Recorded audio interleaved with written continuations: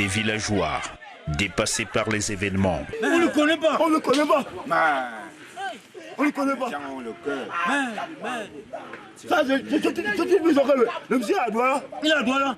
Connais. On ne veut pas. Des voix étouffées par l'émotion et des larmes en n'en point fini.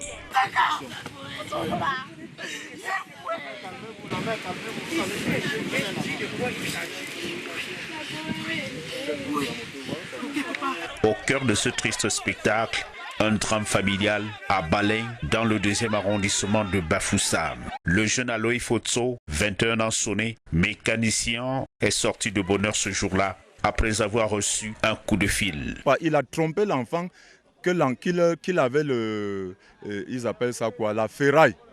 Que l'enfant avait la ferraille. Comme il sait que l'enfant fait la mécanique et il achète la ferraille à Sarta, il a stimulé à l'enfant qu'il avait la ferraille, qu'un papa et qu'une moto qui avait fait l'accident était même dans la ferraille là, que l'enfant pouvait gagner même beaucoup en détachant, en vendant cette moto en pièces détachées.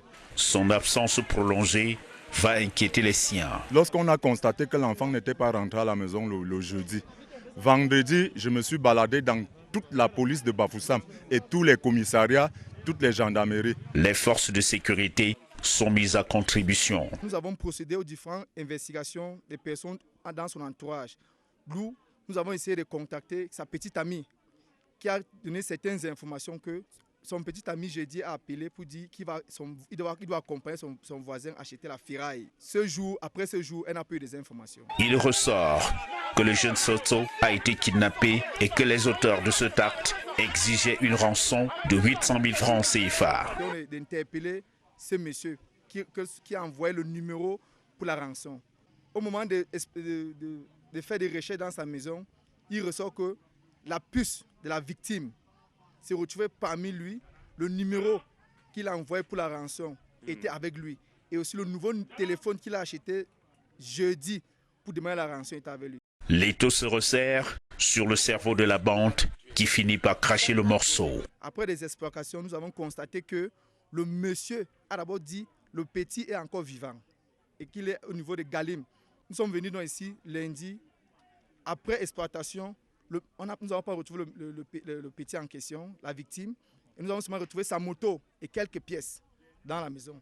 Au moment du retour, le monsieur dans la voiture, il dit que lui et ses amis ont tué la victime et l'ont enterré dans la maison aussi. Après une fouille minutieuse, le corps du jeune homme, en état de décomposition, est sorti du trou par les sapeurs-pompiers. Cette macabre découverte plonge la localité dans la consternation. Après l'expertise médicale, le cœur du jeune Soto a été remis à la famille pour inhumation. Fait majeur, dans cette histoire au Cambolex, le cerveau de la bande n'est autre que le beau-frère de la victime. Ces deux complices sont encore en cavale. Mais pour combien de temps?